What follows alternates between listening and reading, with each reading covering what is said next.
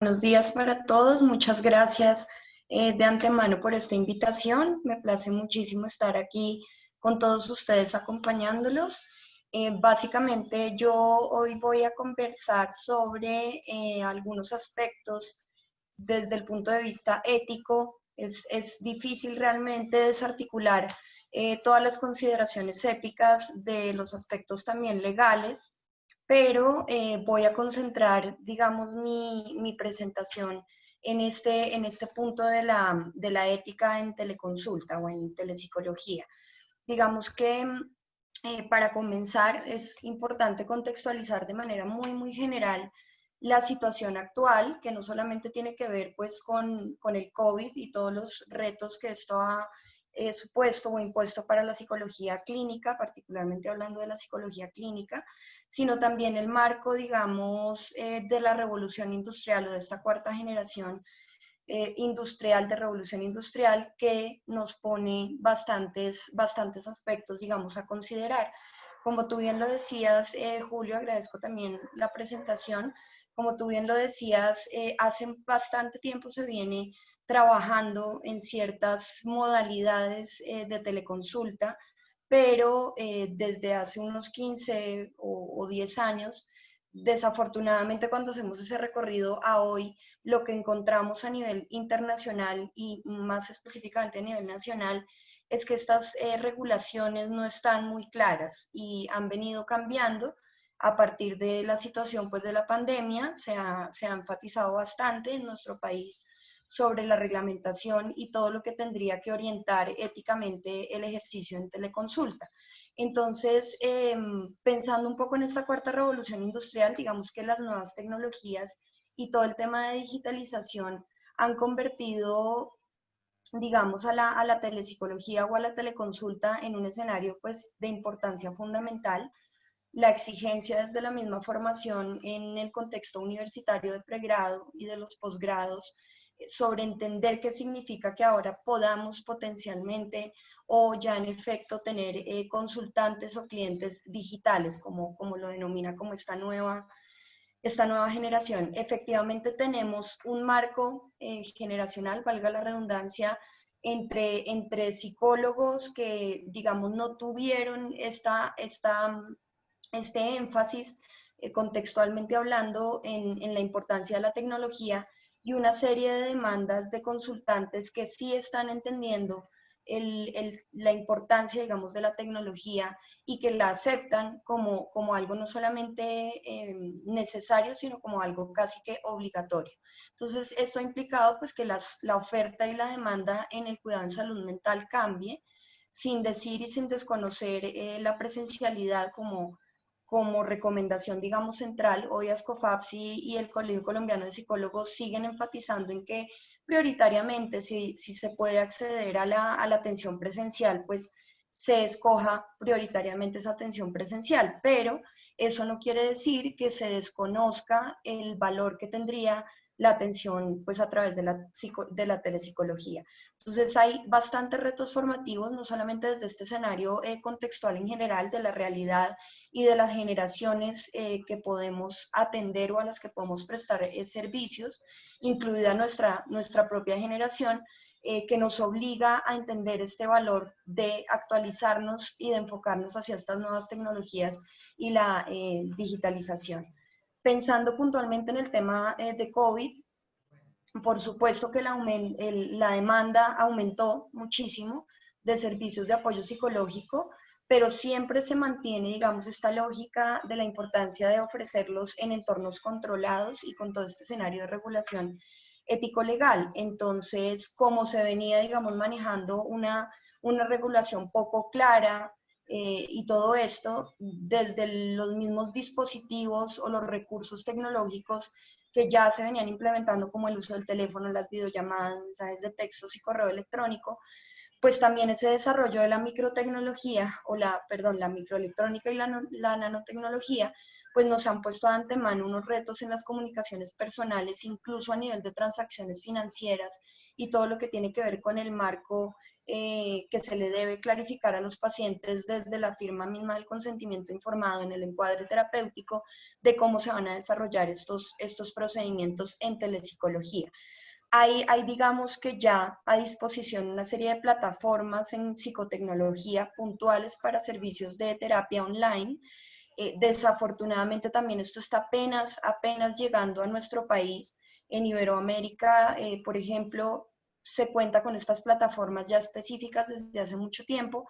Aquí apenas estamos enterándonos, los clínicos interesados en esto, en conocer estas tecnologías y poder acceder a plataformas que intenten alejarse un poco de este uso de dispositivos, digamos, coloquial, ¿sí? Que se ofrezca una plataforma puntual o plataformas que contengan todos los requerimientos o que permitan, digamos, cubrir todos los requerimientos, que además es importante mencionar, no hay de entrada una diferencia enorme entre la regulación ético-legal que tiene un servicio presencial con el que tendría que tener la telepsicología. Se parte de los mismos principios del mismo seguimiento al ejercicio del psicólogo profesional, pero se tendrán que añadir algunos aspectos o enfatizar sobre algunos aspectos. Nosotros sabemos que la telepsicología pues busca esta prestación de los servicios psicológicos mediante tecnologías de información y comunicación. Esto significa que básicamente la definición de lo que es la psicoterapia o los servicios de psicología clínica son los mismos que se dan en la presencialidad, la posibilidad de hacer procesos de evaluación, valoración, intervención, incluso la apertura a que a través de la tecnología se puedan ofrecer programas de prevención, promoción, que se puede hacer con individuos, que se puede hacer con grupos, que también este escenario de la psicología incluye todo lo que tiene que ver con entrenamiento y supervisión de profesionales en formación o de practicantes específicamente, que es lo que, por ejemplo, hoy día vemos que estamos teniendo que enfrentar, y es hacer todo este entrenamiento desde el ámbito docente, pues con el mismo escenario. ¿Qué beneficios tiene la telepsicología en términos generales? Pues se sabe que una de las cosas más importantes tiene que ver con esta ampliación de la gama de servicios y fomentar ese acceso a poblaciones amplias que no tienen esa cobertura de los servicios, que se pueda romper esa brecha justamente de accesibilidad en términos de horarios, de flexibilidad, de desplazamientos y de distancias geográficas que en nuestro país sabemos que la mayoría de personas están ubicadas en zonas rurales donde es difícil y que también los profesionales están centralizados en ciertas zonas geográficas que dificultan el acceso equitativo e igualitario, digamos, al servicio por parte de la población. Claramente en nuestro país tenemos también el problema de la accesibilidad tecnológica, entonces hay lugares donde no hay las condiciones mínimas de internet y todas estas cosas, pero pues se está tratando cada vez más de cerrar esa brecha. ¿No?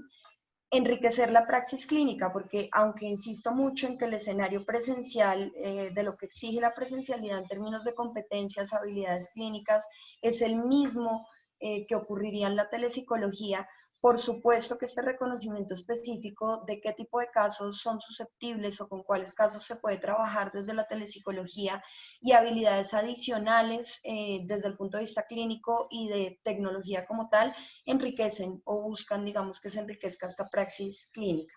El fortalecimiento a nivel internacional, del trabajo internacional, que se reconozca que, por supuesto, las leyes particularizan los servicios a nivel nacional, regional, pero que todos vamos para lo mismo en términos de hacer esto cada vez más estructurado a nivel internacional y que pues haya, como mencionaba Claudia Caicedo, una persona que ha trabajado específicamente en el tema de la telepsicología, que se pueda hacer esta pretensión de que en algún momento internacionalmente lleguemos a algunos acuerdos y todas las personas puedan acceder a estándares, prácticas basadas en la evidencia y todo esto que desde la presencialidad pues se viene trabajando.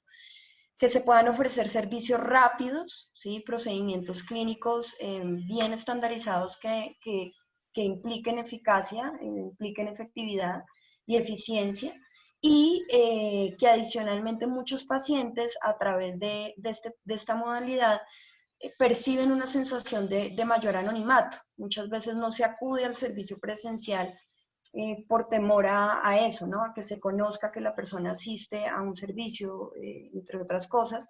Entonces, de entrada, ofrecería, y lo que las investigaciones han mencionado es que ofrecería esta telepsicología una sensación de anonimato.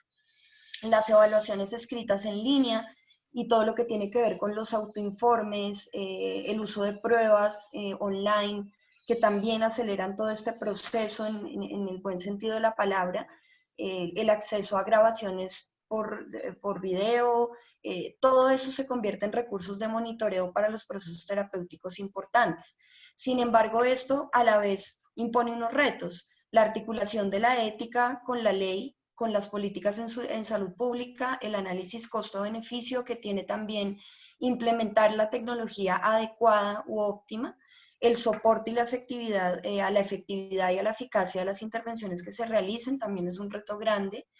Una de las cosas que más se debate es la relación terapéutica tendría la misma calidad, digámoslo así, por un servicio de telepsicología que sin la presencialidad, o sería lo mismo, sería distinto. Como mencionaba hace un momento, la viabilidad según los casos, no todos los casos pueden ser abordados en una modalidad de telepsicología, tienen unas limitaciones, pero también tienen unos alcances. El perfil y las competencias, insisto, se comparten muchas cosas con la presencialidad, pero también hay otras competencias adicionales que aparecen y que empiezan a exigir, incluso desde el punto de vista legal, que el psicólogo tome capacitaciones como tal, no solamente lea sobre lo que es la telepsicología, sino que se capacite en este perfil y competencias, digamos, que se requiere. Otro de los temas es si, por ejemplo, un manejo de crisis, unas intervenciones en crisis, tendrían el mismo impacto que se tiene a través de lo presencial. El control de acciones fraudulentas, que de todas maneras por todo el tema de ciberseguridad o de ciberseguridad, pues es diferente en términos de protección de datos personales, de confidencialidad y de todas estas cosas. Y finalmente, hablan los expertos en este momento de un tema de democratización del servicio, estar seguros que realmente esto pueda llegar a todas las poblaciones que lo necesitan, con un estigma social también, como les decía, de ciertas generaciones sobre la tecnología y las implicaciones que tiene la tecnología. Entonces nosotros sabemos pues, que en términos generales la práctica psicológica y enfocada al campo clínico tiene unas regulaciones claras desde la ley 1090 de 2006, la ley 1164 pues, que nos especifica los lineamientos también éticos, bioéticos en salud, cuando se prestan servicios, digamos, de salud, y que orientan o le dan todo ese marco de ejercicio, no solamente legal, sino también ético al profesional. En este momento, ya hablando específicamente, la telepsicología se ajusta exactamente a todo eso, pero adicionalmente se está buscando internacionalmente establecer unos códigos y unas directrices éticas específicas. Tenemos a la APA, a sociedades como SAICBA y el Consejo General de Psicología de España, que han dado, digamos, unas guías específicas ya para lo que tiene que ver con telepsicología desde la ética. ASCOFAPSI y COLPSIC, como les menciono también, ya han escrito un documento que incluso es supremamente reciente, es de este año. La última guía salió en marzo. Y adicional, pues hay un contexto normativo que ha venido transformándose a través de los diferentes decretos con la situación de la pandemia, pero desde el 2009 o antes ya tenemos unos lineamientos legales para la telepsicología. ¿Cuáles son esos problemas éticos que podemos ver en torno a la telepsicología? Por ejemplo, citan ellos el problema de accesibilidad en correos electrónicos. Cuando los correos son no encriptados, son informaciones que circulan en Internet, que es difícil ese control, el envío a terceros por error, cuando pasan esas cosas, que se nos va un correo a quien no es, los problemas de replicación y de transmisión de los correos institucionales también y o personales, sabiendo que incluso un correo institucional que uno pensaría que tiene un control de accesibilidad bastante restringido, muchas veces pues las mismas instituciones o los dueños de los correos institucionales pues terminan teniendo acceso a la información, y en los correos personales pues también sucede eso, un correo por Gmail, por Yahoo, incluso tiene este problema grande de la minería de datos, y es que a través de palabras se puede cifrar y de alguna manera se tendría que tratar de cifrar toda la información de los correos porque se puede acceder, digamos, a través de una palabra a esto por parte de Google, de todos estos esquemas que hacen que incluso pueda llegar publicidad dirigida desde allí. Entonces, claramente son cosas que nos complican un poco el ejercicio. La seguridad y la confidencialidad tal vez son una de las cosas que empiezan a verse amenazadas en todo esto que tiene que ver con contenidos escritos. Igualmente, si hablamos del almacenamiento de la información a nivel electrónico, desde una hoja de cálculo, toda una historia clínica, documentos escaneados de evaluación o archivos de evaluación, encontramos una vulnerabilidad también hacia acceso que se dé de manera no autorizada porque se extravíe el recurso de almacenamiento, la USB, el computador, el dispositivo que se ha robado, la misma conexión a Internet, como les digo, que muchas veces favorece este acceso a la información. Entonces por eso mismo se sugiere o se pide privilegiar todos estos recursos de cifrar, de generar contraseñas y de hacer todas estas cosas para controlar esa posibilidad de acceso no autorizado que se puede llegar a dar. La conservación en el tiempo también de la información es un aspecto súper llamativo y es la vida útil de los mismos dispositivos tecnológicos. Nos pone de antemano eso, cuánto tiempo se puede conservar la información pues de una manera adecuada. Y finalmente, si ya por ejemplo pensamos en el uso de dispositivos como los teléfonos inteligentes, las tabletas y este tipo de cosas, allí también, por todo el tema de la nube y el almacenamiento de la información de esta forma, hay una ubicación de la información internacionalmente. Cuando uno tiene guardado todo esto en sus dispositivos, se sabe que va a existir un computador ubicado en algún lugar del mundo que tiene almacenada esa información cuando, por ejemplo, se va a la nube. Nuevamente, ahí el problema de la privacidad y la confidencialidad de datos llega a nuestra mente y por supuesto que se articula también con el manejo personal que se le da a estos dispositivos. Finalmente tenemos el asunto de las redes sociales y los medios de comunicación social, donde una actividad en línea puede ser vista por el público por más restricciones que generemos por un grupo de personas. Entonces hay que estar muy al tanto de esas implicaciones sobre el uso que hacemos de los medios de comunicación social como profesionales que prestamos un servicio de salud. Se pueden dar violaciones a los límites, comentan en Escofaps y eso, ¿no? Y es, por ejemplo, que usted por querer obtener una información importante de su paciente, no cayendo en el chisme, usted recurra a buscar a su paciente en una red social. Entonces dicen, hay que tener en cuenta ese límite, no debería utilizarse la red social así, su paciente también debería tener esa restricción y eso debería quedar claro en el consentimiento informado, cuidando su propia intimidad y su rol profesional. Efectivamente ahí tenemos mucha más digamos, necesidad de restringir nuestra difusión pública de la vida personal y estar revisando lo que son las huellas digitales,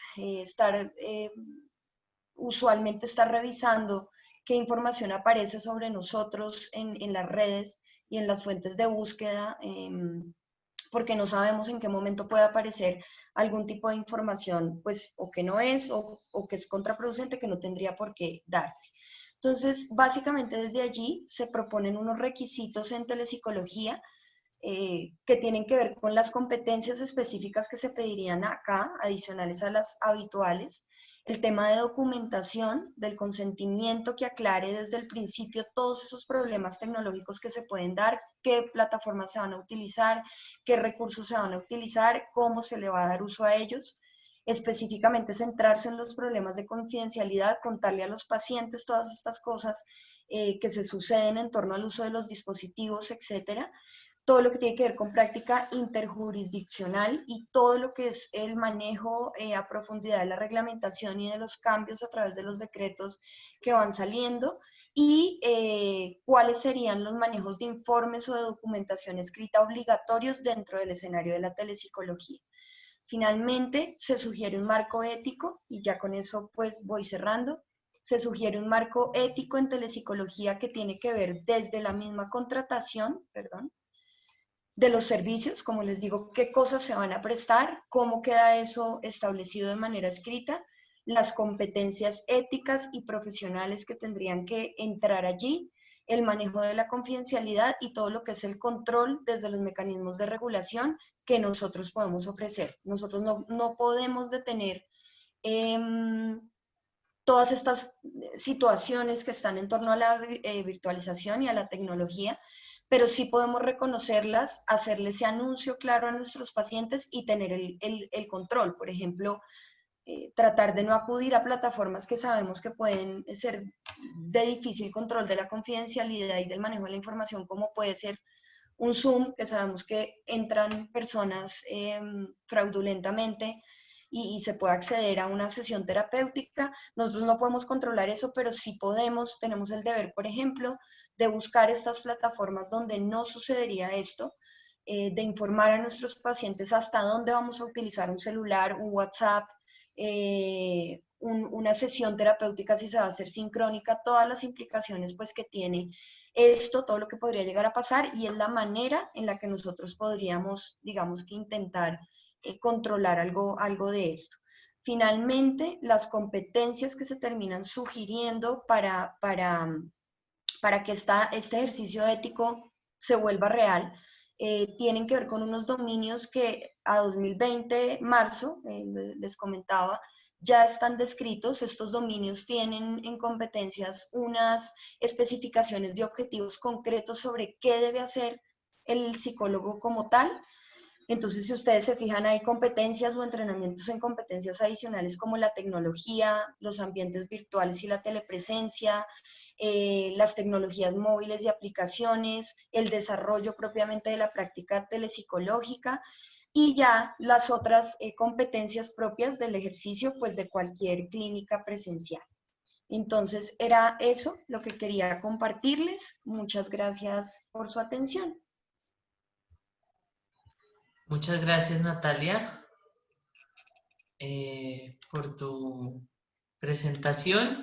Recuerden, bienvenidos a los que se han ido conectando. Estamos en el 9º encuentro de bioética y salud mental. Acaba de hacernos su presentación la psicóloga Natalia Esparza.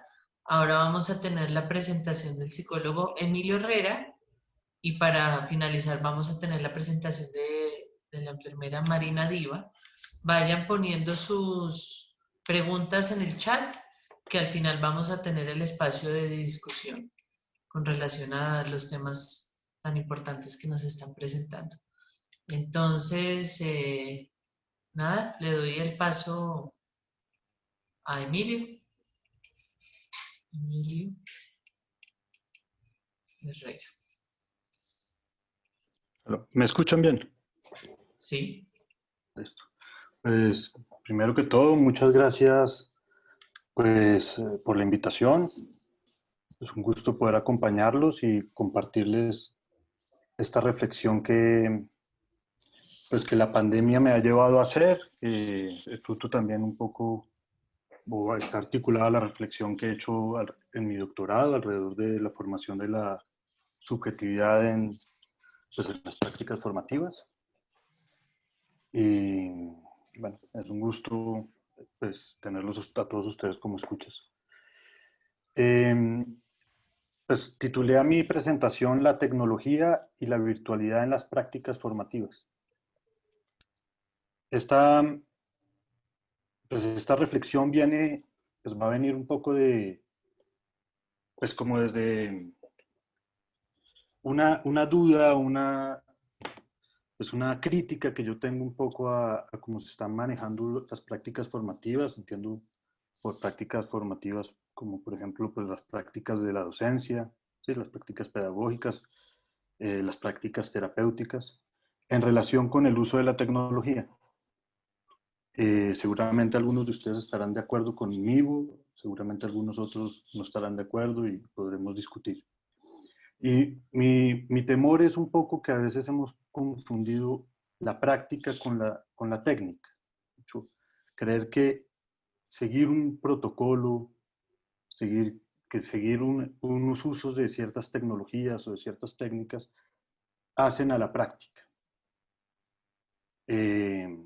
y que, digamos, la práctica formativa se puede definir desde, pues no sé, desde una política pública, desde un protocolo de intervención hecho por un economista o un psicólogo o un abogado o alguien lejano al campo de la práctica. Para esto quiero comenzar señalando la diferencia entre técnica y práctica. ¿Sí? De técnica vendrá tecnología, ¿sí? Del saber de la tecné, decía Aristóteles.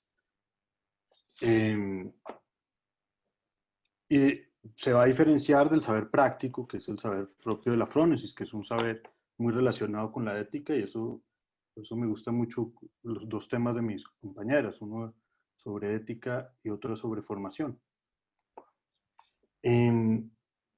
La tecné es un saber en el cual se busca producir un objeto, ¿sí? De ahí viene la tecnología, ¿sí? Aristóteles, cuando define sus saberes, digamos, voy a coger tres de los saberes que define Aristóteles: la teoría, la técnica y la práctica. Va a señalar que, pues, digamos, la teoría, que es producto del saber científico, de la reflexión filosófica, de la reflexión matemática, ¿sí? Pues busca explicar el mundo. Y, digamos, con ese saber no nos vamos a meter hoy. Pero con el saber de la técnica, o el saber de la técnica, Aristóteles va a señalar que es ese saber, que es el saber hacer un objeto, ¿sí? Saber hacer una silla, saber hacer un computador, saber hacer un puente. Seguramente hay una articulación muy cercana entre la técnica y la teoría. Por ejemplo, los ingenieros, que es un saber técnico, usan el saber teórico de la física para hacer puentes. Y pues yo creería que el uso del saber técnico en la psicología no es algo que venga desde hace muy pocos años, desde hace 20, sino creo que la relación entre las prácticas formativas y la tecnología es milenaria, ¿no? Pues que los terapeutas se sienten en sillas también quiere decir que hay saber técnico mucho, y no vamos a deplorar que, pues, el uso de sillas dentro de un consultorio, mucho menos vamos a criticar, pues, el uso, digamos, pues, no sé, de un diván o de un computador o de un teléfono, ¿sí? De hecho, tenemos que convivir con esos usos de la técnica. Pero no podemos creer que es el uso de la técnica lo que hace al terapeuta o lo que hace a la práctica formativa, a la terapia o, o al campo de la docencia, ¿sí? Pues, que son, digamos, las dos prácticas formativas en las que yo me muevo. En contraste, Aristóteles señalará, pues, que existe algo que se llama el saber práctico. El saber práctico, que él llamaba frónesis, es ese saber hacer, pero no saber hacer un objeto, sino saber actuar, saber qué hacer en ciertas situaciones, ¿sí? Ejemplo, ¿sí? Digamos, ser un buen amigo, ¿sí? No hay ningún protocolo de intervención, no hay ningún protocolo que a uno le enseñe a ser buen amigo, ¿sí? Uno aprende a ser buen amigo en la práctica, en la experiencia misma, y a partir de ciertos ejercicios como la reflexión, el repetir, el volver a intentar, ¿sí? Uno ve a los jóvenes, digamos, en los colegios, cómo se sientan pues, en círculo y reflexionan sobre la amistad, ¿sí? O el saber de una mamá, ¿sí? No hay un saber teórico de cómo debe ser una mamá, no hay un saber técnico de un protocolo que nos diga qué es una mamá, cómo se es mamá, sino aparece un saber propio de ser mamá que aparece en la práctica, que se ejercita en la práctica. Entonces, vamos a encontrar que el objetivo, pues, lo que se forma a partir del saber práctico, no es un objeto, sino es un sujeto, ¿sí? Entonces, ¿cómo uno se hace, digamos, terapeuta clínico, ¿sí? Un psicólogo clínico? ¿Cómo aprende a hacer una entrevista? Pues, evidentemente servirá mucho leerte teoría de entrevista o teoría pues, de alguna corriente teórica. Servirá mucho también orientarse, bajo un protocolo de que han dicho otros expertos, como decía Natalia, que ha dicho la APA, que ha dicho ASCOFAPSI, que ha dicho los diferentes grupos, ¿sí? De que cómo debe ser una teleconsulta. Pero ¿cómo uno aprende a hacer una entrevista? Haciendo entrevista. Uno se vuelve terapeuta haciendo terapia, supervisando, reflexionando, ¿sí? Uno cómo se hace también paciente, pensándose sobre sí mismo, cuestionándose sobre sí mismo, no solamente firmando un consentimiento informado y entrando en un espacio presencial o virtual. Entonces, mi temor es que, digamos que en las últimas décadas, incluso podemos decir que en el último siglo, el saber práctico ha caído en desuso, lo pensamos mucho menos valioso, ¿sí? Y queremos que por medio de la ciencia y la tecnología, la teoría y la técnica, pues podamos definir y controlar y protocolizar todo tipo de intervención. Esta lucha entre la técnica y la práctica ha llevado a surgir como dos grandes posturas, ¿sí? La primera postura es como de un temor frente a la técnica. No es un temor mucho, yo oigo a muchos colegas míos, profesores, muchos colegas míos terapeutas, con un cierto sentir que si nos pasamos a hacer teleconsulta o si nos pasamos a usar tecnología en el consultorio, vamos a perder algo y se va a perder la reflexión humana, ¿sí? Se va a perder algo muy valioso y seguramente va a haber cosas que se pierdan, ¿sí? Pero es como un temor grande y un rechazo al uso de la tecnología. Ese rechazo lo podemos ver en este cuadro, ¿sí? Este cuadro se llama El triunfo de la muerte, ¿sí? Si ustedes ven a mano derecha, pues evidentemente es un cuadro trágico, ¿sí? Donde la muerte está pues acabando con la vida y es como que la muerte empuja a todos los cuerpos hacia como una máquina, hacia como una caja, ¿sí? Este cuadro pues, se produce en el Renacimiento y representaba el temor que se tenía desde el Renacimiento de que por el uso de la tecnología, que por el uso de la técnica se iba a perder la reflexión sobre el humano, se iba a perder la humanización, pues, el contacto del humano, ¿sí? Como la producción del humano, la reflexión sobre el humano, la filosofía, la teología, el vínculo con el otro, ¿sí? Ahora, la otra postura que encontramos también en nuestra cultura es la fascinación sobre la técnica. ¿Sí? Si bien encontramos a personas que dicen, ojo, no dejemos que entre la tecnología al salón de clase o que no entre la tecnología pues, al espacio terapéutico, también encontramos personas que dicen todo lo contrario, como si esto fuera la panacea. Y creo que a todos nos ha pasado, todos pues, que cogemos un celular, quedamos maravillados con él, ¿sí? Podemos quedar pegados a él, creer que porque tenemos una buena aplicación, porque tenemos un buen computador, porque podemos contactarnos y recibir pacientes de otras nacionalidades, pues quedamos maravillados, ¿sí? Y mi postura que quiero compartirles de ustedes es que no tenemos que caer ni en la satanización de la tecnología, pero tampoco en la fascinación de la tecnología, pensando que la tecnología va a reemplazar ciertos saberes que solamente se producen a partir del saber práctico, ¿sí? Al saber del encuentro entre un maestro y un estudiante, o entre el encuentro entre un terapeuta y su paciente, ¿sí? En esos encuentros corporales, así sean virtuales, pero que podamos hablar del cuerpo, en esos eh, en esos encuentros donde aceptamos que no lo sabemos todo, que el ser humano no puede, que no es amo y señor del universo, ¿sí? En esos encuentros donde aceptamos un no saber y nos orientamos a explorarnos a nosotros mismos o a una materia de estudio, ¿sí? Es que surgen las prácticas formativas y más adelante les describiré pues, qué características debe tener una práctica formativa que creo que no debemos perder, ¿no? Entonces, pues yo creo que pueden convivir ambas, ¿sí? De hecho, que ejemplo, que estemos hablando hoy con diferentes partes de Latinoamérica, que una de nuestras invitadas esté en Brasil, pues es una maravilla, ¿sí? Y va a enriquecer este espacio, ¿sí? Pero no podemos pensar que solamente porque estamos muchos conectados lo que estamos haciendo es bueno, ¿sí? Tendremos que reflexionar y tendremos que hacer otras cosas que no nos va a dar la tecnología. Entonces, lo primero que tenemos que hacer es diferenciar entre la tecnología y la práctica. Entonces, la técnica.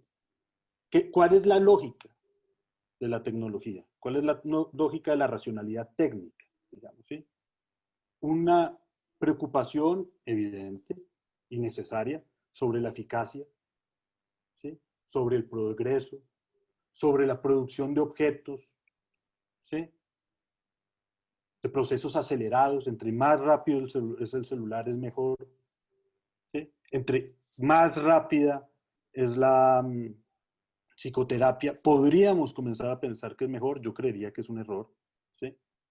Entre más rápido es un proceso educativo, alguien podría pensar que es mejor. Yo creería que también que es un error, ¿sí? Pero estas lógicas con las que medimos la tecnología, nosotros esperamos que un puente se construya rápido, ¿sí?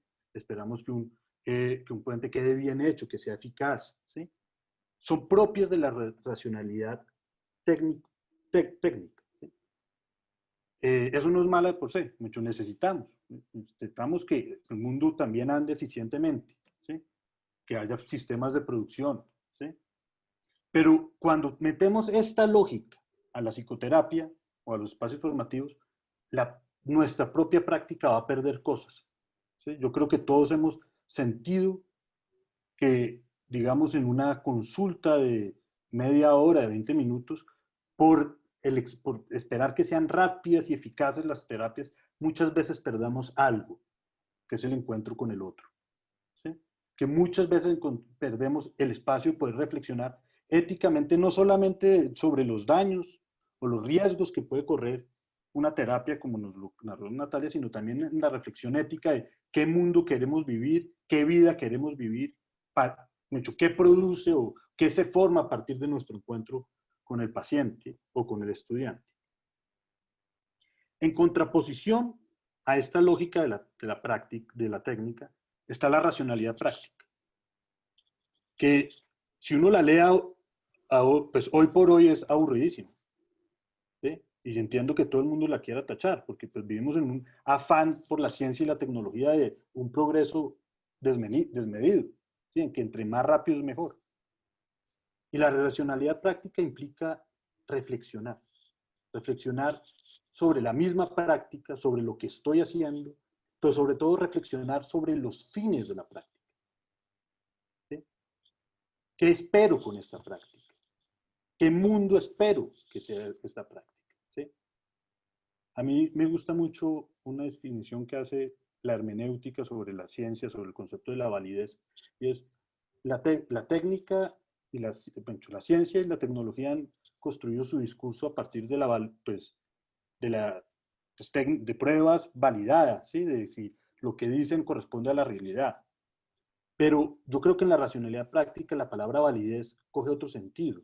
Y es si la práctica que yo estoy haciendo es válida, mucho, si es valiosa, si se puede hacer, si genera un mundo mejor, ¿sí? Yo creo que tenemos que pensar si atender virtualmente seguramente nos permitirá recibir muchas más personas, a llegar a rincones que antes no habíamos llegado, pero si ese es el mundo que queremos vivir también, ¿sí?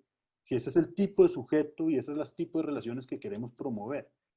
No quiero satanizarlas, pero tenemos que por lo menos reflexionar sobre eso. Entonces, lo propio de la racionalidad práctica es que la práctica tiene un fin y uno reflexiona para llegar a ese fin. Ejemplo, si uno quiere ser pianista, pues reflexiona sobre su propia práctica, sobre cómo está llevando los ejercicios para poder llegar a ser un gran pianista, ¿sí? La otra característica propia de la práctica, que se diferencia de la tecnología, es que es lenta, toma tiempo, yo veo pues, que en este escenario pues, la mayoría venimos del mundo de la salud mental y nos hemos encontrado con esa dificultad que cada vez más las instituciones, la propia demanda del paciente, la sociedad, nos pide que hagamos terapias muy rápidas, muy veloces. Y aprender a tocar piano toma tiempo. Aprender a ser mamá toma tiempo. Aprender a reflexionar sobre uno mismo, que un paciente vaya a un espacio terapéutico a reflexionar sobre sí, toma tiempo. Y eso es algo que tenemos que señalar. Sí, lo podemos hacer por computador, lo podemos hacer por celular, por la aplicación maravillosa que podamos construir, ¿sí? Pero tenemos que rescatarle y contarle a nuestros pacientes pues, que nuestras prácticas toman tiempo. ¿Sí? La otra cuestión que es muy mal vista es que es repetitiva, es muy monótona. Y vivimos en una sociedad que odia la monotonía, que odiamos repetir, que queremos que todo sea nuevo.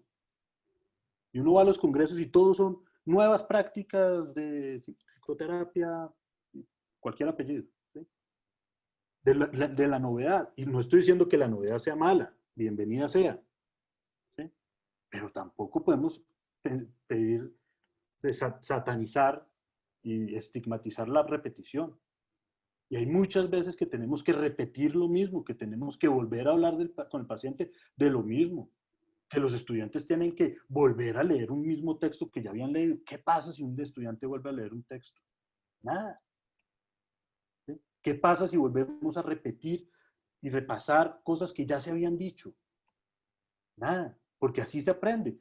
Piensen en cómo aprende un pianista, repitiendo. ¿Cómo aprendimos a montar bicicleta? En la práctica, es un saber práctico. Pues aprendemos repitiendo, cayéndonos y volviéndonos a parar. Pero es un afán por la novedad y eso es lo que a mí me preocupa más que el uso simplemente de un dispositivo. Pues, el dispositivo, bienvenido sea, igual que no cuestionamos antes el uso de pupitres en los salones, no vamos a cuestionar ahora el uso de computadores, pero que la racionalidad del computador no esté por encima de la racionalidad práctica y la reflexión sobre la subjetividad y el mundo. Y por último, desde la racionalidad práctica no produce un objeto, forma un sujeto. Hay una diferencia, cuando los estudiantes van a la universidad, no producimos profesionales, ¿sí? No producimos psicólogos, sino formamos psicólogos que puedan intervenir en determinados contextos y con una visión crítica. ¿Sí? Entonces, es muy importante, la importancia de reflexionar, pues creo que tenemos que estar reflexionando en nuestras prácticas, así sean terapéuticas o o pedagógicas, ¿sí? Sobre qué fines de la práctica queremos, qué buscamos con esto. Si lo que buscamos es que el paciente que nos llega se adecue rápidamente al sistema productivo y se vuelva un buen trabajador, o sea, un buen hijo, o sea, qué es lo que estamos esperando, qué sujeto estamos construyendo, ¿sí? Una reflexión sobre el uso de la tecnología. Martin Heidegger, en un texto lindísimo, es tal vez el libro más lindo que yo me he leído, que se llama La Serenidad, se cuestionaba un poco esto, ¿sí? Después del avance gigantesco de la tecnología en la primera parte del siglo XX y pues, durante las guerras, y pues la energía nuclear se preguntaba, bueno, ¿y qué vamos a hacer los humanos frente a la tecnología? Porque la tecnología no le permite en ningún momento a alguien reflexionar sobre sí mismo, ¿sí? Pausar, tomarse un tiempo, ¿sí? Y se pregunta, bueno, lo que tenemos que hacer es poder que la racionalidad práctica, mucho que nuestra parte crítica, domine la tecnología y no la tecnología a nosotros. Yo creo que acá todos estamos de acuerdo con eso. Pues voy a decir cosas obvias, pero creo que hay que decirlas, porque si no, pues se pierden. ¿Sí? Si no, quedamos maravillados con la velocidad de la tecnología y adecuando nuestras prácticas a lo que permite la tecnología. Más bien deberíamos pues, adecuar la tecnología a lo que necesitamos en la práctica. ¿Sí? Una reflexionar sobre el mundo y las relaciones que construimos. La terapia y la pedagogía no solamente es un espacio para reflexionar sobre uno mismo, creo que también es un espacio para reflexionar sobre qué mundo queremos vivir, sobre qué tipo de relaciones queremos vivir. Y por lo menos a mí este mundo de la nueva normalidad no me gusta. ¿sí?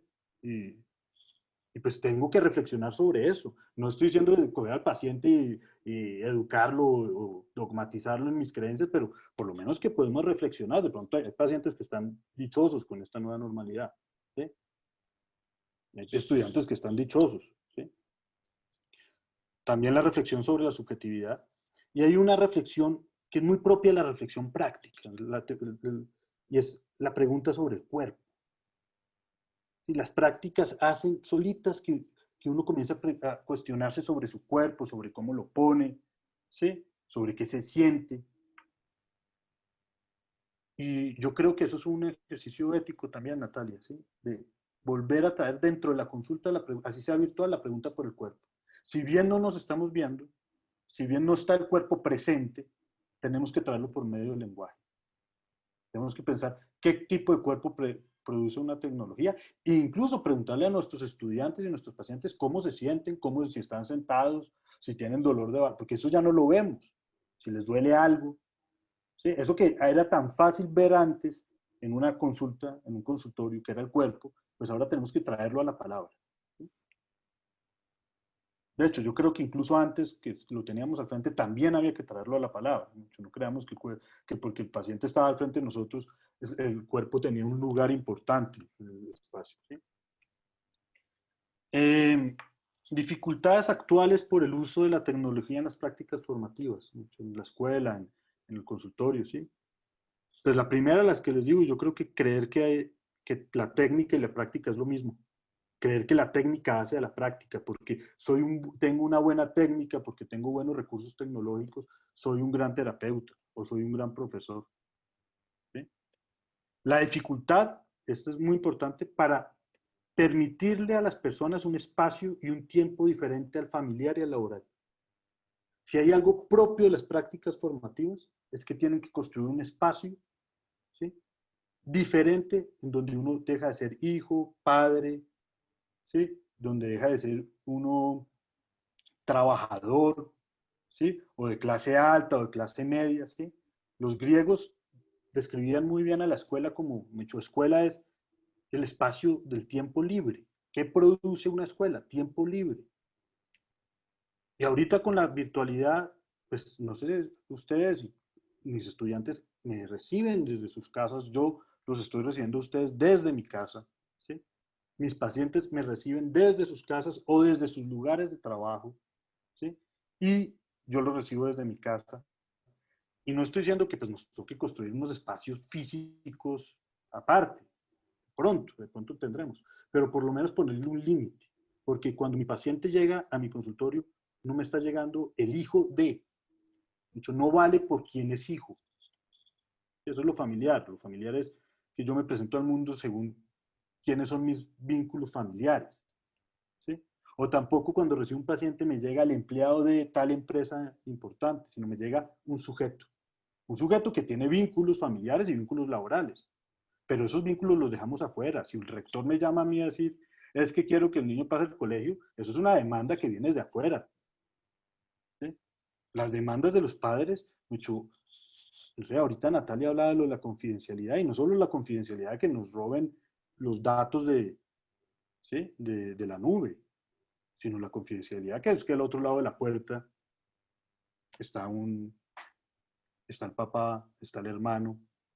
Mis pacientes les ha costado muchísimo encontrar espacios, ¿sí? Para poder hablar en un lugar con calma, de hecho, ponerle un límite al lugar de ser hijo o de ser empleado. Y pues también la desaparición del tiempo libre, ¿no? Fíjense, esta es como una tesis que la desarrollaríamos otro día. La práctica, las prácticas formativas necesitan tiempo libre. Tiempo libre es un tiempo donde uno no está produciendo, mucho no está trabajando, y es un tiempo donde uno no está cuidando a la familia, ni, ¿sí? ni haciendo la cocina, ni cocinando, ¿sí? Y yo no sé cuál ha sido la percepción de ustedes, pero yo siento que esta pandemia y el uso de la tecnología nos ha acabado con el tiempo libre, ¿sí? Tener espacios para poder reflexionar, para poderse distraer, para poder practicar un instrumento, para algo, se ha acabado. Todo el tiempo se nos ha vuelto un espacio o laboral o familiar. pues esa es mi presentación. Espero que hayan preguntas, espero que, pues, que por lo menos haya generado inquietudes. Acá pues, están las referencias y muchas gracias. Bueno, muchas gracias, Emilio, por su intervención. Si les parece, vamos a darle paso a Marina Diva. Ella, como les decía al principio, es enfermera del Centro Integral de Salud de San Benito Meni en Divinópolis, Brasil, y es especialista en salud mental y psiquiatría. Recuerden que al final de la presentación de Marina vamos a dar el espacio para conversar, si podemos, entre los 3 participantes, y todos los que quieran hacer sus preguntas, vayan pensándolas, las escriben en el chat y las vamos a ir resolviendo. Entonces, te damos la palabra, Marina. Sim? Bom dia a todos e todas. Me escutam? Sim? Sí, sí, Bom, sí. primeiro agradecer ao convite de estar aqui com vocês, de Brasil, né, que é algo muito diferente aí do habitual da maioria, que estão com o espanhol e eu venho falar no português. Então, primeiro dizer, né, que estou aberta, caso vocês não estejam entendendo o idioma, podem interromper, estou totalmente à disposição. E agradecer a disposição de estar aqui, nesse tempo, para falar de algo que é tão significativo, né? E de algo que tem mudado as nossas práticas e principalmente as nossas formas de estar no mundo. Então, primeiro agradecer esse convite. Vocês estão vendo a projeção? Conseguem visualizar? Sim? Sí, Eu vou? sí, vemos. O Julio gentilmente traduziu para o espanhol, que foi muito bom, né? Nós vamos começar fazendo perguntas. Eu gosto muito das perguntas, porque eu acredito que elas são mais importantes do que as respostas, né? As perguntas é que nos colocam em movimento. As perguntas é que nos colocam para realmente pensar e interrogar essas nossas práticas e essa nossa vida.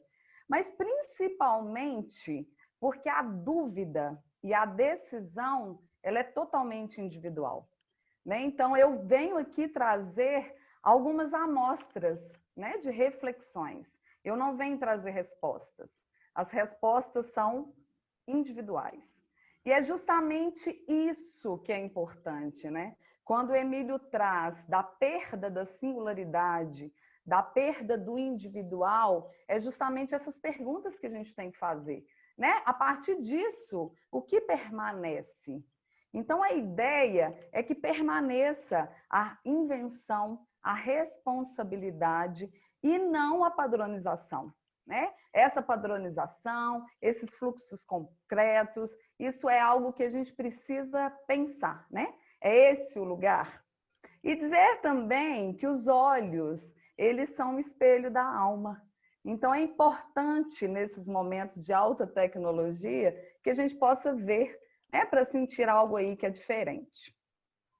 Eu gosto muito, muitíssimo dessa frase de Nietzsche, quando ele traz que o caos, né, é o caos, é a partir do caos que a gente pode perceber a estrela dançante, né? Todavia, nós todos temos o caos dentro da gente. E esse caos, o que é o caos, né? É justamente o furo, é justamente aquilo que não está bom, né? É isso que nós estamos vivendo, esse mal-estar.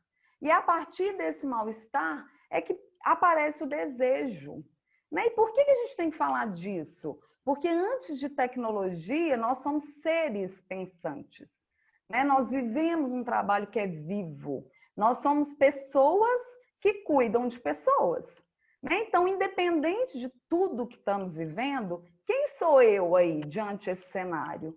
Será que de tudo é ruim mesmo, né? E mesmo que seja ruim, o que dá para fazer daí, né? Então, é a partir desse caos, é a partir desse limite, é a partir dessa borda, é que pode nascer algo novo. E é esse o convite.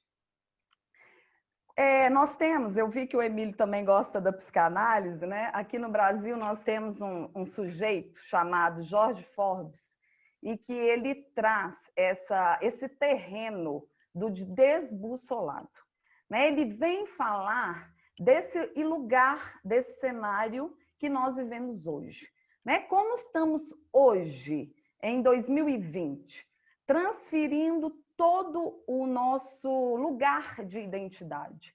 A nossa formação de identidade era uma formação a partir da lei, né? A partir da hierarquia. Né? Antigamente, só dos pais olharem, as pessoas já sabiam o que ele queria dizer. E a partir da entrada da internet, da tecnologia, da web, isso mudou. Mudou por quê? Porque mudou as nossas formas de estar no mundo. Mudou porque mudou a nossa forma de se tornar pessoas no mundo. Então, hoje, a nossa identidade mudou. E nós estamos o quê? Perdidos, né? Altamente tecnológicos e perdidos. Altamente tecnológicos e com um aumento significativo e cada vez mais das tentativas de autoextermínio, né? Então, algo aí tem que ser dito, algo aí tem que ser pensado. Por quê? Porque estamos num lugar em que tudo podemos e, ao mesmo tempo, estamos adoecendo.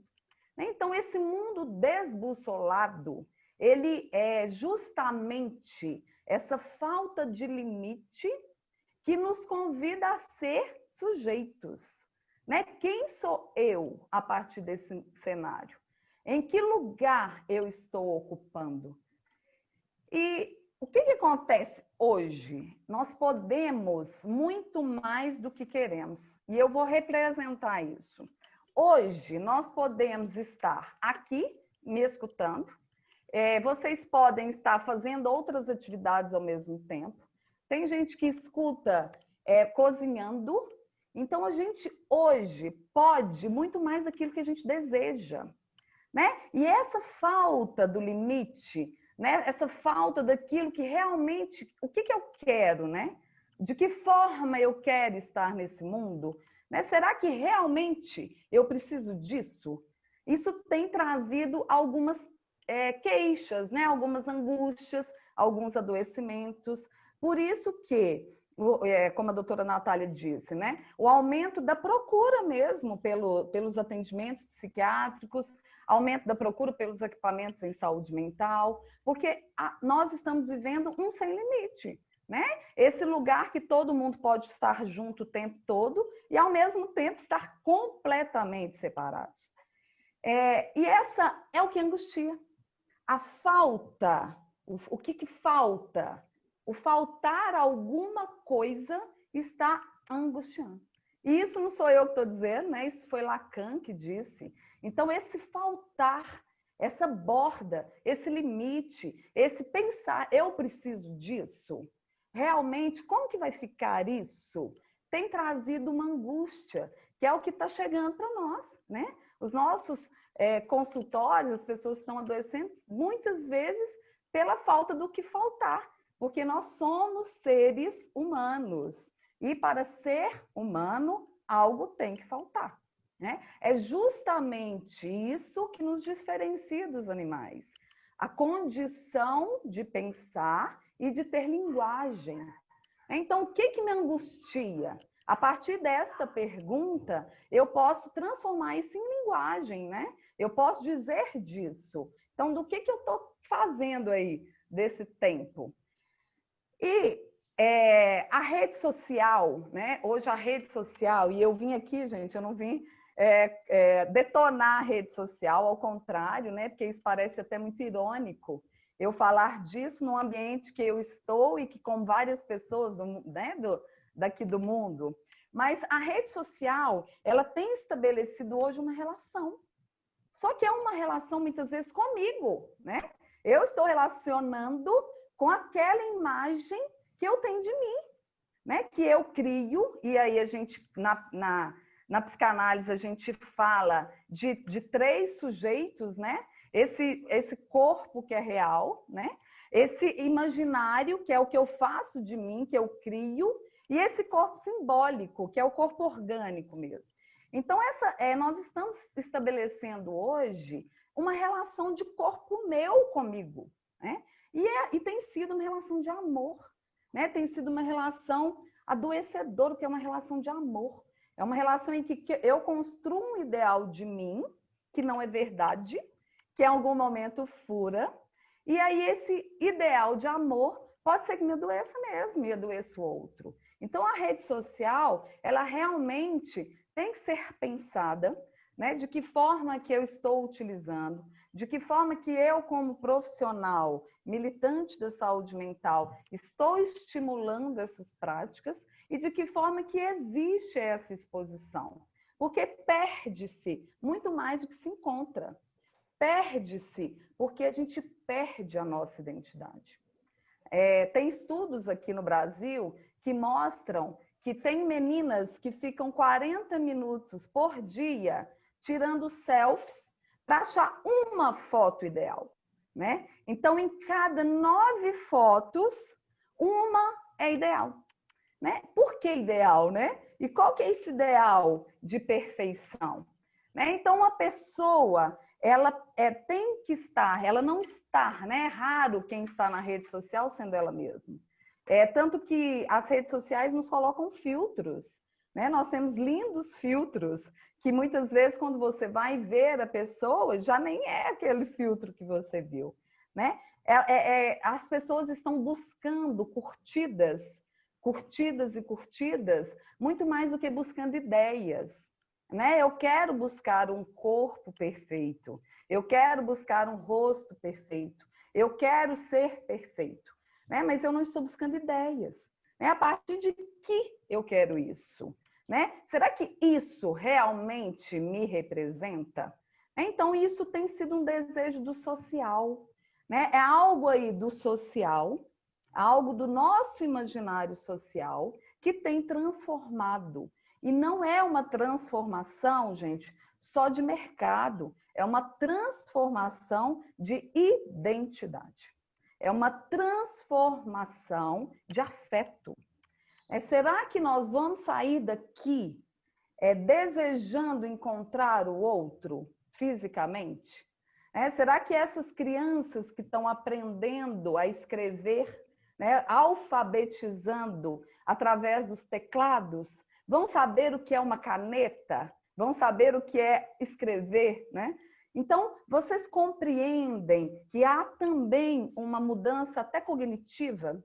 Hoje, as crianças com 2 anos, elas não têm controle dos seus esfínteres, mas elas têm controle da tecnologia, né? Elas pegam o celular e vão lá no celular. Então, elas têm o controle total da tecnologia. Então, é um desejo que é do social, né? E ali começa essa demanda de amor, né? Quantas curtidas. Por isso que o Instagram, ele tirou isso, né? Porque ele percebeu que as pessoas estavam adoecendo. Ele não percebeu porque quis, não, né? Ele percebeu pela ciência, né? Então, ele tirou lá quantas curtidas, porque cada vez que a gente busca saber quantos likes, quantas curtidas, quantas visualizações, é uma demanda de amor, né? É uma demanda de... E é onde nós, como profissionais de saúde, podemos atuar. Fala-se muito, muito de rede social, né? Fala muito dessas apostas na tecnologia. E fala-se pouco em prevenção da perda de si mesmo, né? Hoje nós estamos vivendo o Setembro Amarelo, que é o mês de valorização da vida, e nós estamos vivendo suicídios virtuais, né? As pessoas estão virtualmente suicidando. Aí eu penso, será que aí a gente precisa então começar a pensar nessa prevenção da perda da nossa identidade? E que foi muito bem contextualizada pelo Emílio, né, na sua apresentação. De que forma que eu estou real nisso que eu tenho apresentado? Né? E como profissionais também, de que forma que eu estou real nisso que eu tenho levado para os meus pacientes? Então, é um mundo assim, do gozar o tempo todo. E o gozar aqui é um termo da psicanálise, né? Daquilo que não tem limite. Eu quero o tempo todo, eu quero o tempo todo. E é o tempo todo dentro de um vazio. É um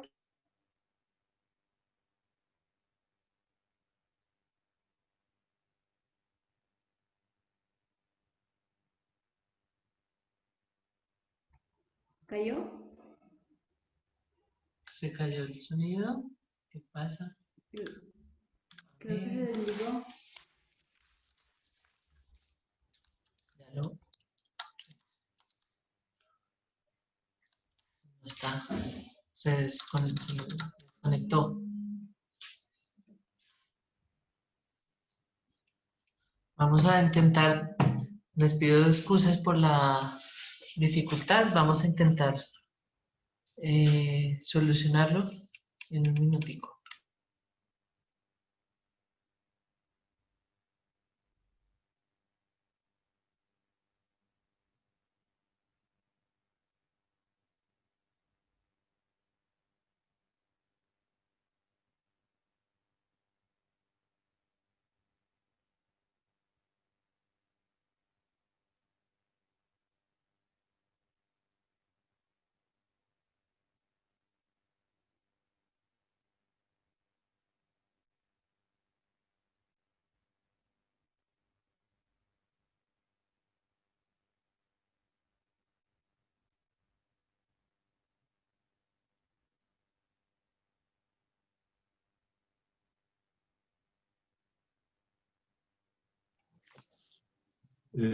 Marina tuvo una dificultad con la red, pero ya está entrando nuevamente.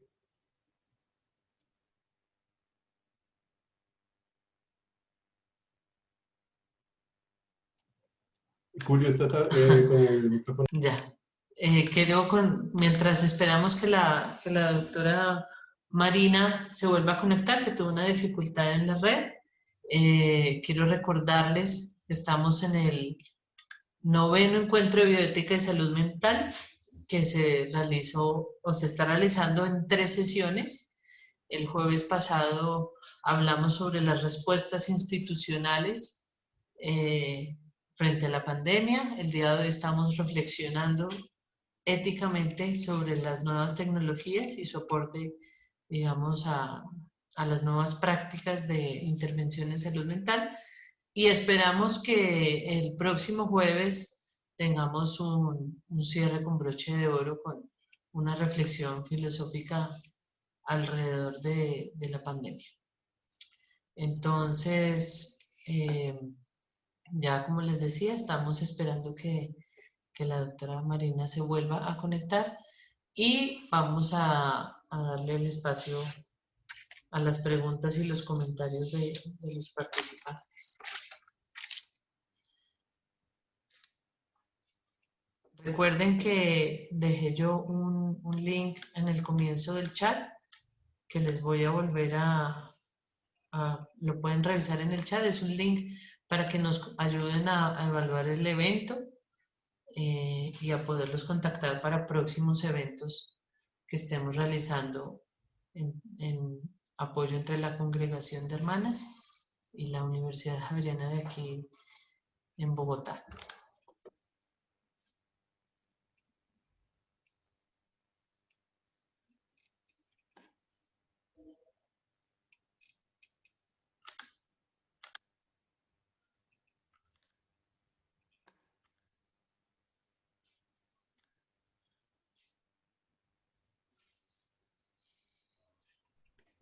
Gente, voltei. Bom dia de novo. Hola. Hola. Voltei. Bem-vinda, Marina. Você sabe o que é o legal? Porque realmente nós temos os furos do real, tá vendo? Nem tudo é perfeito, gente, nem na tecnologia. E aqui eu tô de volta. Então eu tô de volta para falar justamente isso, né? Do que falta. Tá vendo que no meio da apresentação caiu, né? Porque a tecnologia, ela não sustenta a identidade. A tecnologia, ela não sustenta aquilo que somos, né? Alguma coisa vai faltar aí. E quando a gente quer o tempo todo satisfazer, né, dentro desse gozo que a tecnologia, que a virtualidade e que tudo que é muito nos propõe, nós perdemos o ideal de nós mesmos. E isso é muito perigoso. E quando você vai para uma rede social, o que a gente vê? Né? Um ideal de maternidade perfeita, de casamento perfeito, né? De viagens perfeitas, de trabalho perfeito, mesmo sem ser. Né? Eu coloco ali esse ser que eu imagino, né, que eu me projeto, e ninguém coloca ali aquilo que é na verdade, né? Raras as exceções, mas geralmente não. E a gente precisa, então, cuidar disso. Por quê? Porque esse mundo da negação, ela fala muito da saúde mental, né? Esse negar algo que é real, no imaginário social, isso traz pessoas adoecidas, né? Isso é uma produção mesmo de pessoas adoecidas. E a saúde mental, ela tem relação com bem-estar, né? A saúde mental, ela é justamente essa relação de bem-estar, daquilo que, mesmo faltando, eu consigo fazer, né? Aquilo mesmo não sendo perfeita, eu posso fazer. E o bem-estar, ele não é uma obrigação. E a gente tem muito falado, né? A gente tem visto muito falar a questão da qualidade de vida, né? Isso a qualquer preço. E aí eu faço um questionamento. Por que nós temos tanto casos de hemodiálise, né? De pessoas que vão para a hemodiálise por não conseguir controlar a sua pressão? Será que é simplesmente falar sobre qualidade de vida? Ou é uma vida qualificada? Né? É ver dentro daquilo o que é qualidade para mim, o que é qualificado para mim. Será que qualificado para mim é realmente o tempo todo absorvendo informações? Será que qualificado para mim é ir para a atividade física, mesmo estando muito cansada e nesse momento eu quero dormir? Né? Então, essa noção de completo bem-estar, ela vem na contramão da saúde mental. Né? Não é possível estar completo o tempo todo. Não é possível, e eu digo, é na estrutura psíquica. A nossa estrutura psíquica, ela nos diz que algo falta. Algo sempre vai faltar. E por isso que nós somos seres vivos, por isso que nós somos humanos. Então, essa tendência ao completo bem-estar que a Organização Mundial de Saúde destaca, né, como saúde mental, é um completo bem-estar, isso vai na contramão do indivíduo. Nós não temos que estar completos o tempo todo, né? É justamente não estar completos que nos dá vida. Nós estamos vivos porque somos incompletos. Nós estamos vivos porque os nossos órgãos, eles se completam, né? Se algo faltar, eu vou continuar viva? Pode ser que sim, pode ser que não, né? Se algo faltar, eu posso suicidar, por exemplo, se algo faltar no sentido de adoecer, de não entender isso. Então, é o faltar que dá a chance do novo. E por que eu estou dizendo tudo isso? Eu estou dizendo isso tudo por quê? Porque nós somos profissionais de saúde, né? Nós somos, antes disso, sujeitos pensantes que estamos no mundo e que estamos no mundo pouco criativo, apesar de toda a tecnologia, que não está sabendo lidar com o que é individual. Né? Nós estamos num mundo altamente tecnológico, que é de todos, mas que não é de ninguém. Né? Quem é esse sujeito que eu atendo virtualmente? Quem é esse sujeito que fala para mim da sua dor, do seu risco de suicídio virtualmente? Né? De que forma que eu estou vendo isso? Né? De que forma que eu também, como profissional, estou aí nesse meio? Então, tem muita demanda implícita nas redes sociais. Eu costumo dizer, e é um termo psicanalítico também, que em todo excesso esconde uma falta. Né? Então, de que falta nós estamos falando nesses sujeitos aí? Então, toda demanda é uma demanda de amor, né? Como eu já disse. E nós, então, diante de todo esse cenário, o que eu vou fazer disso, né? De que forma, então, que eu vou pertencer a isso? Né? Essa noção de pertencimento a todo esse mundo que está vindo aí, que é a partir que do limite inaugura um sujeito. E eu gosto muito desse termo sujeito. Por quê? Porque não é do limite inaugura uma nova tecnologia, não. Do limite inaugura uma pessoa que lida com essa tecnologia, né? Então é a partir dos limites que a gente tem na vida, dos limites que a gente tem enquanto profissionais, que a gente tem que pensar as nossas práticas, né? Que a gente já falou disso na semana passada, hoje nós falamos disso anteriormente. Então, como tem sido as minhas práticas a partir desse novo sujeito? É o exercício da escolha. A tecnologia, ela nos traz um adoecimento muito grande, porque a gente não tem que escolher, não é assim? Muitas vezes a gente não tem que escolher, a gente tem que só estar ali. E escolher, ele é o ponto de partida. É poder dar lugar àquilo que me identifica. Eu escolho para me identificar no mundo. E escolher é perder algo.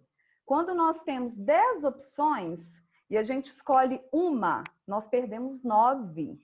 Então, escolher é perder algo. Escolher é deixar faltar algo. Então, nós temos que escolher para que seja possível pensar no que vai ser. Nós temos que escolher para usar as nossas criatividades, a partir disso.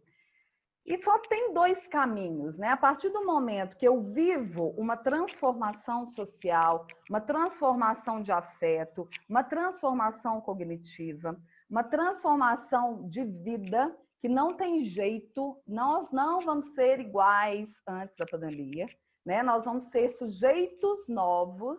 E aí a gente tem 2 caminhos, Um deles é o discurso do medo, é ficar o tempo todo, mas eu não queria que isso estivesse acontecendo, mas eu não vou fazer isso, eu não quero, eu não vou investir nisso, Eu não vou buscar caminhos da tecnologia. Ou é realmente saber fazer, Saber fazer com o convívio da criatividade e da responsabilidade, E a responsabilidade a partir daquilo que é criativo.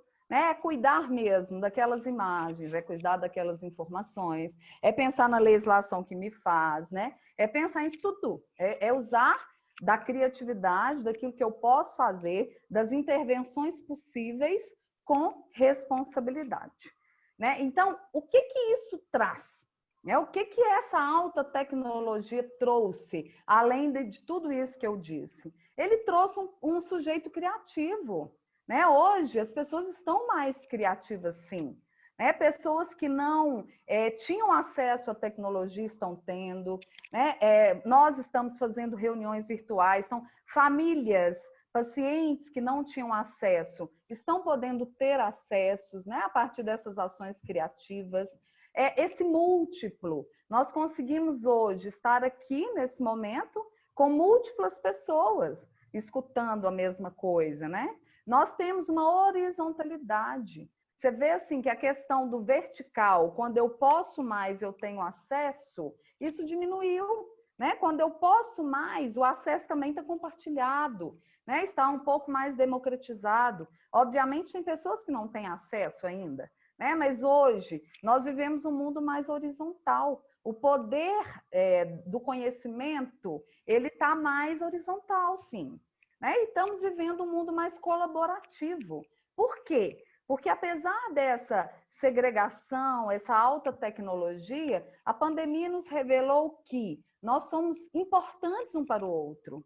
O meu modo de viver na vida pode prejudicar ou salvar a vida do outro. Então, isso é importante se dizer sim. E a temporalidade, essa temporalidade do tudo passa, porque isso vai passar. Nós estamos mergulhados num momento histórico, mas isso vai passar. Então, eu quero o quê disso tudo?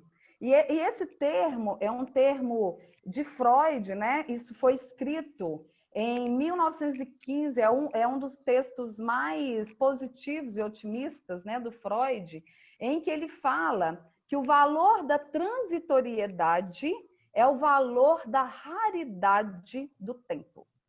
Isso que passa, que é efêmero, tem que ficar o que é raro. O que é raro disso que a gente está vivendo? O que é raro dessas relações todas que nós transformamos?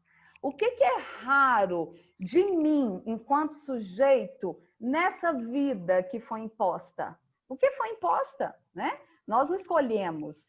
E essa transitoriedade, ela vem dizer do nosso trabalho de luto, porque nós vivemos muito luto, né? Nós deixamos morrer um ideal que a gente tinha, os nossos planejamentos de gestão, né? Os nossos planejamentos de vida, nós deixamos isso morrer, porque nós tivemos que viver esse luto.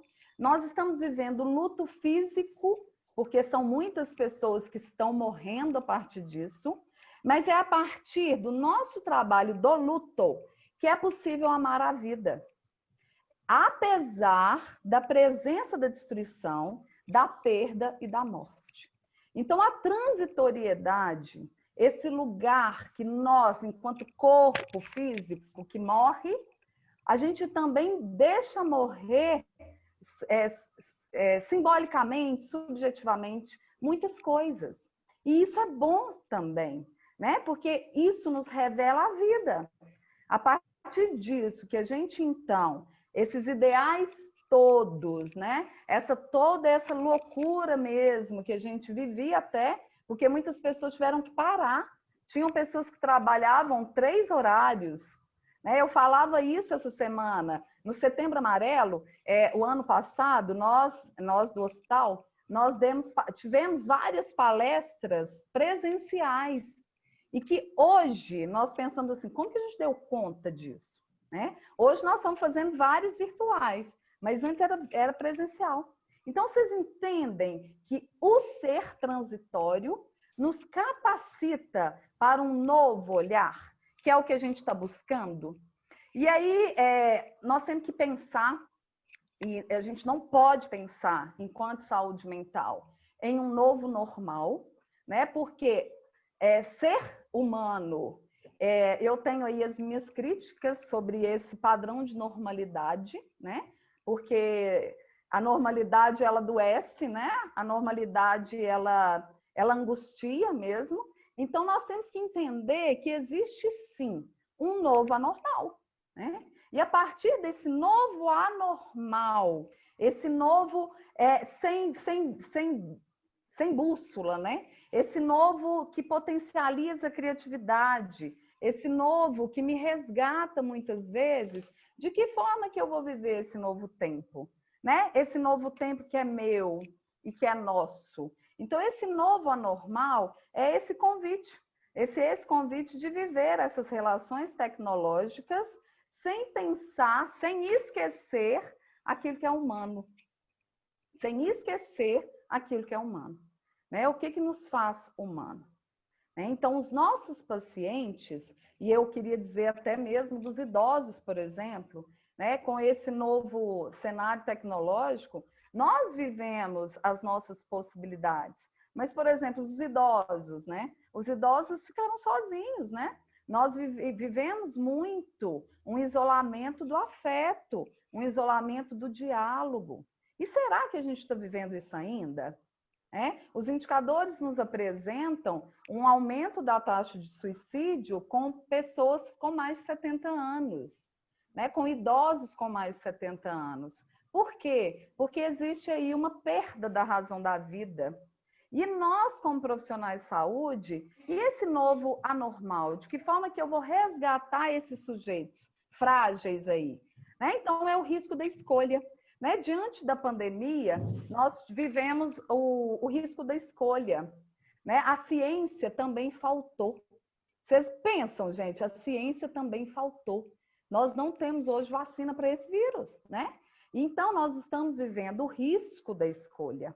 Eu faço um planejamento de contingência para voltar à vida com o risco da escolha, porque não tem certeza. E aí, esse risco da escolha nos projeta esse novo anormal. E sem esquecer os nossos ciclos de vida.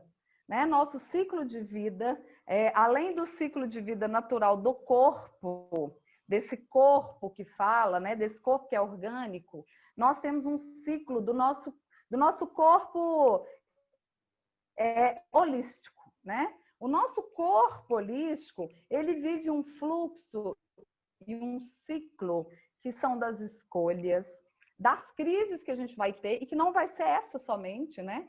No decorrer da vida, nós vamos ter várias outras crises.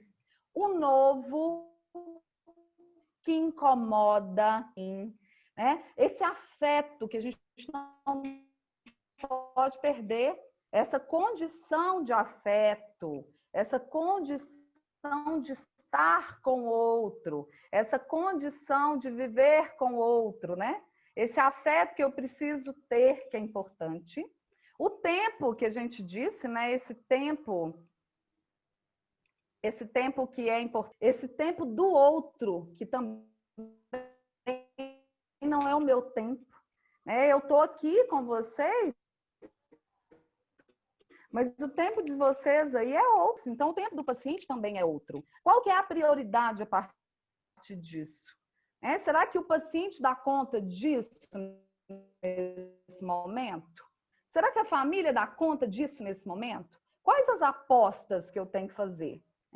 A partir disso, viver a alegria também, né? Porque a alegria, ela é parte do nosso cognitivo, ela é parte da nossa psique, a tristeza também, e a gente vive aí, nesse mundo todo, em busca da felicidade, né? Vocês estão aqui hoje, escutando uma pessoa falar em português, porque a gente busca ser presença no mundo para ser feliz, né? E a felicidade é justamente aquilo que a gente não nomeia, né? Então, é esse o convite, né? É um convite de, a partir disso, o que vai ficar? Né? O que vocês querem que fique? Né? O que vocês querem que seja dessa pessoa que está em frente ao computador, em frente ao celular? Né? Porque é essa pessoa que importa. Né? Então, eu queria desejar, né, um lindo dia para vocês, né? Um lindo recomeço todos os dias, porque é isso aí que a gente tem que fazer. São os nossos recomeços enquanto pessoas, enquanto profissionais de saúde e enquanto militantes mesmo da saúde mental. Sem duvidar de que, antes de tudo, o nosso trabalho é vivo. Merri já falava isso. O trabalho é vivo. Né? Então, são pessoas que cuidam de pessoas. Obrigada. Desculpe aí se não entenderam bem o idioma, mas era um pouquinho disso. Muchas gracias, Marina, Obrigada. por tu presentación. Hablando de los límites que se nos imponen en la realidad, el tiempo evidentemente es uno que se nos impone siempre. Tenemos precisamente Natalia me había comentado que tenía un límite de tiempo. Entonces no sé si nos puede acompañar en la reflexión. Muchas gracias nuevamente tanto a Natalia como a Emilio, a Marina.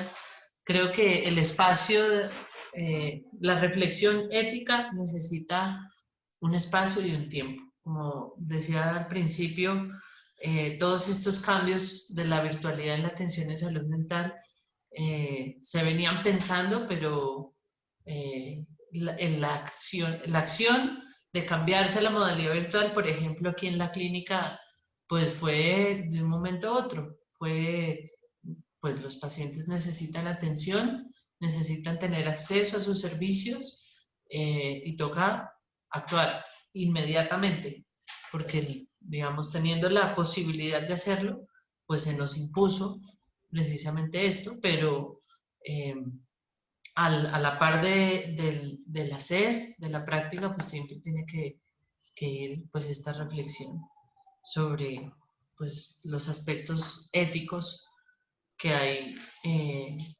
que tener en cuenta. Entonces, por eso, pues me parece muy importante tener estas tres posturas acerca de lo que hay que pensar, tanto las competencias del profesional, las necesidades del espacio, de la privacidad, que ya estaban garantizadas en el encuentro corporal de dos personas que se intentan comunicar en un consultorio con un propósito curativo, que más o menos así podemos entender la terapia.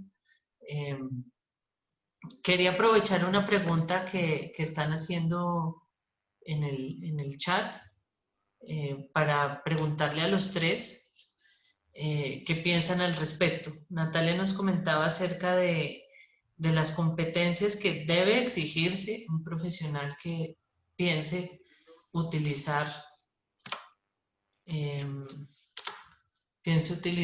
perdón, que tengo un problema, ya. Que piense utilizar las tecnologías virtuales para hacer su atención en salud mental, ¿no? La formación es muy importante porque tenemos que dar un servicio de calidad, evidentemente, de calidad y diría yo para aprovechar los valores de la congregación hospitalaria, ¿no? Y hospitalario en el sentido de ofrecer el tiempo, el espacio y la calidad, la mejor calidad posible. Entonces quería preguntarles sobre más que las condiciones de los profesionales, las condiciones de los pacientes. Me preguntan si de pronto las nuevas tecnologías pueden favorecer un cierto tipo de trastornos, un trastorno de personalidad, un trastorno dice Carmen Moncayo, puede estar relacionado con la formación de patologías de falso self, estas nuevas tecnologías. No sé, qué piensen, qué impacto puede tener la tecnología en cierto tipo de pacientes para los cuales la tecnología o es demasiado aversiva, demasiado desagradable, o por el contrario, que están muy cómodos con la tecnología y que facilitan quizá eh, la evitación de un contacto real y directo con alguien. No sé qué piensan. Bueno, Julio, si me permiten, hablo yo primero porque es que tengo ya ahorita clase aquí en la universidad a las 11. Respecto a ese tema, sí hay que ser muy enfático que no todas las problemáticas ni toda esta subjetividad de la que han hablado Marina y Emilio y de estas características tan individuales y tan humanas de cada persona, digamos que todo eso nos pone a pensar en que no para todo está la telepsicología, ¿sí?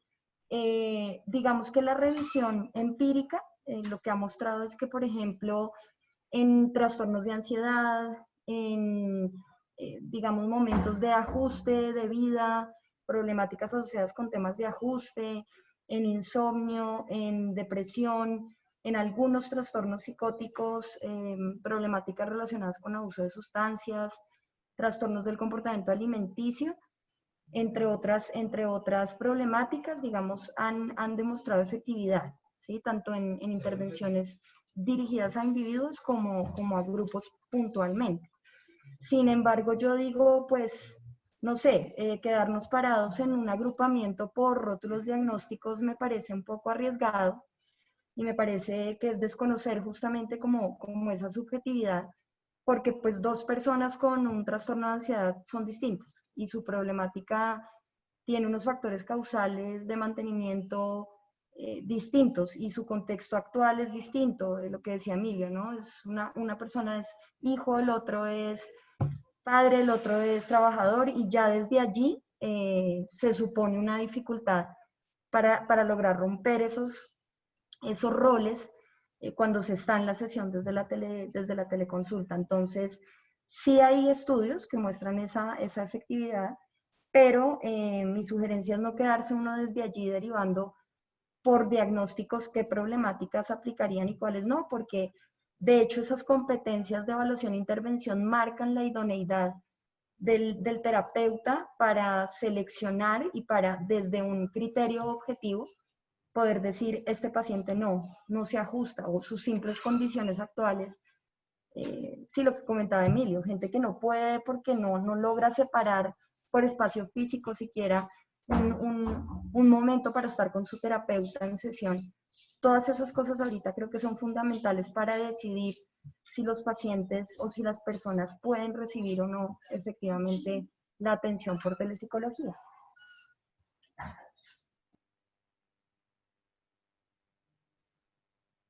Marina, ¿quieres hablar tú primero o quieres que yo responda? Pode falar primeiro.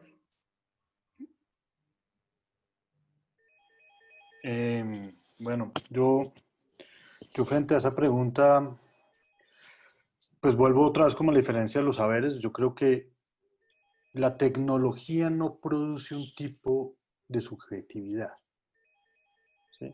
Creo que son las prácticas las que determinan un tipo de subjetividad, ¿sí? Entonces, no es el uso del computador lo que intensifica o incrementa o pone en riesgo a un paciente, ni tampoco el que lo salva, ¿sí? De hecho, la tecnología, de hecho, ni es diablo ni Dios, yo lo pondría así, ¿sí? Son las prácticas sociales, son los vínculos los que terminan produciendo, ¿sí?, esos tipos de subjetividades. Yo creo que hemos visto un incremento en estas patologías que el psicoanálisis describe como falso self, o que de pronto desde corrientes más psiquiátricas pues señalarán el clúster B, ¿sí? Y son patologías del ser, ¿sí? De hecho, uno podría decirlo así, ¿sí? De hecho, y a mí no me gusta pensar que el ser se patologiza, yo no creo que haya una patología del ser, ¿sí? Pero lo que podemos encontrar es que en nuestro mundo, la pregunta por el ser, la pregunta por mí mismo, por mis vínculos, por mi sufrimiento, se ha desaparecido. O se ha reducido, desaparecido tampoco, pues estamos acá reunidos. Entonces, yo más que preguntarme, cuestionarme, digamos, si mi hija puede ver televisión o no y qué producto, qué tipo de subjetividad se le va a producir por usar un videojuego o no, me pregunto sobre qué tipo de vínculo tengo yo con mi hija, ¿sí? Y creo que somos nosotros, yo espero que los ingenieros yo espero que los ingenieros sigan siendo muy eficaces, muy tecnológicos, usen muy bien la técnica. Eso, lo que me preocupa es que aquellos que tenemos la profesión de cuidado, ¿sí?, de cuidado del otro, desconozcamos nuestro propio saber. Evidentemente podemos usar una cámara de computador, o podemos usar un diván, o podemos usar una silla, o podemos usar el espacio tecnológico que quieran. Es que la tecnología siempre ha estado, ¿sí? De pronto no tan potenciada como ahora, de pronto no tan maravillosa como la de ahora, ¿sí? Pero el problema de estas patologías no radica en la existencia de la tecnología, radica en la ausencia de nuestras prácticas y de que quienes tenemos que hacerlo nos ponemos a pensar y a hacer otras cosas. Eso es lo que a mí me preocupa, ¿sí?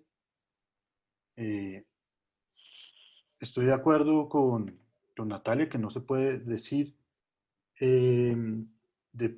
perdiendo el diagnóstico si se usa o si no. No sé, yo trabajé en un momento con autismo o trabajo en un momento con autismo y no sé, a algunos autistas les va muy bien con el mundo de la tecnología, a otros no. Hay pacientes psicóticos, paranoides, que la tecnología los angustia profundamente porque sienten que los están grabando, que todo se va a... ¿sí? Hay otros pacientes psicóticos, paranoides, ¿sí?, que les va muy bien, ¿sí? De hecho, entrar nosotros a pensar que es la tecnología la que define al sujeto, se me hace que es ahí comenzar a perder nuestra batalla. Nosotros deberíamos estar hablando del vínculo con el mundo, de las relaciones, ¿sí?, de tener un espacio para reflexionar. Ahora, evidentemente, si volvemos que toda la vida es tecnológica, que toda la vida es veloz, que toda la vida es productividad, que un tratamiento es bueno si es rápido, efectivo y el paciente sale a trabajar a la semana, ¿sí?, pues ahí sí estamos produciendo, pues no sé si se llame falso self o cluster B o ni idea cómo, pero estamos produciendo por lo menos no estamos produciendo el espacio para que alguien se pregunte así por sí mismo. Y yo creo que esa es la primera tarea que tenemos como clínicos y como profesores. A mí también me pidieron que hablara acá desde la docencia. Es generar un espacio de reflexión sobre el mundo, sobre nosotros mismos, sobre los objetos que nos rodean, ¿no? Gracias. Gracias, Emilio. Mesmo para dar uma borda aí final, né, porque as respostas já foram completas, né, esse potencial humano da ambivalência, né, o que é para mim pode ser, não ser para o outro. E é justamente aquilo que o Emílio traz, né? Aquilo que aquele sujeito é a partir desse seu local no mundo, né? Aquilo que o sujeito vive a partir das suas realidades. Aí eu queria trazer só um contexto aqui do Brasil, porque foi feito um estudo, um estudo mesmo, né? Um estudo científico aí, técnico, sobre as principais doenças que surgiram a partir da pandemia. Então, o Ministério da Saúde trouxe, né, que houve um aumento, né, mas aí eu vou falar sobre isso, da depressão, da violência contra si, contra terceiros, e do uso de álcool e outras drogas. Mas eu acredito que isso veio, a pandemia veio dar cor a algumas coisas, né? A pandemia veio trazer algo também que já tinha ali, né? Então, é importante ver do subjetivo, é importante dizer sim dessas ferramentas de acolhimento, de escuta. Então, eu também acredito nisso, né? Que quem faz o mundo são os sujeitos. Muchas gracias, Marina. Nuevamente, bueno, gracias por sus intervenciones. Aquí estamos viendo algunos comentarios en el chat. Natalia, si tienes que salir para clase, ya vamos a terminar. Muchas gracias igual por la participación. Este es el mundo que nos toca, que es con límites, con tiempo, y todos estamos, digamos, forzados a esto. Les agradecen aquí en el chat.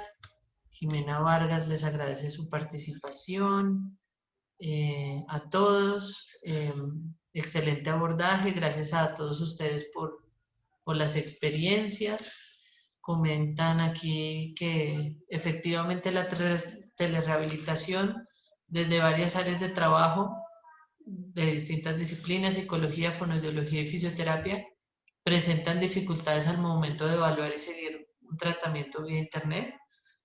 Pienso yo que el saber hacer, por ejemplo, comunicarnos aquí en español, en portugués, creo que ninguno, pues yo no sé portugués, pero el hacer mismo, el comunicarnos, nos ha permitido, digamos, aprender desde la práctica, que eso, digamos, que es muy importante. Y creo que finalmente, pues esto es una experiencia que nos está dando para aprender en medio de todo, y por eso esta reflexión, ¿no? Felicitan a Marina, Natalia, Emilio. No sé si alguien más tenga alguna otra pregunta. Si no, pues les agradezco mucho su participación. Esta conferencia, como les decía al principio, está siendo grabada y esperamos que la podamos compartir, hablando de los límites de la omnipresencia. Este momento se replicará mucho más adelante. Entonces, pues nos queda invitarlos el próximo jueves a la última sesión de la jornada de bioética y salud mental, que estará, digamos, encaminada también a la reflexión. Entonces, pues gracias a los participantes, a los conferencistas. Les recuerdo que tienen ahí el link en el chat para evaluar la participación, el evento del día de hoy. Y pues nuevamente un abrazo y muchas gracias a todos. Gracias. Obrigada a vocês. Muchas gracias. Muchas Gracias a todos. Adiós, muchas Tchau, gracias. tchau. Que tengan buen Obrigada. día. Gracias, muchas Lo gracias, mismo. doctor Emilio. Muchas gracias, muy Muchas amable. Muchas gracias. gracias. Feliz día para todos. Igualmente, A todos. cuídense. Chao, hermana Lucía. Ai, Má. Ei, Má. Parabéns, Marina. Que bom, você entendeu tudo, né? Perfeito. Obrigada. Que bom. Tomara que todos tenham entendido, né, Má? Entendi, obrigada.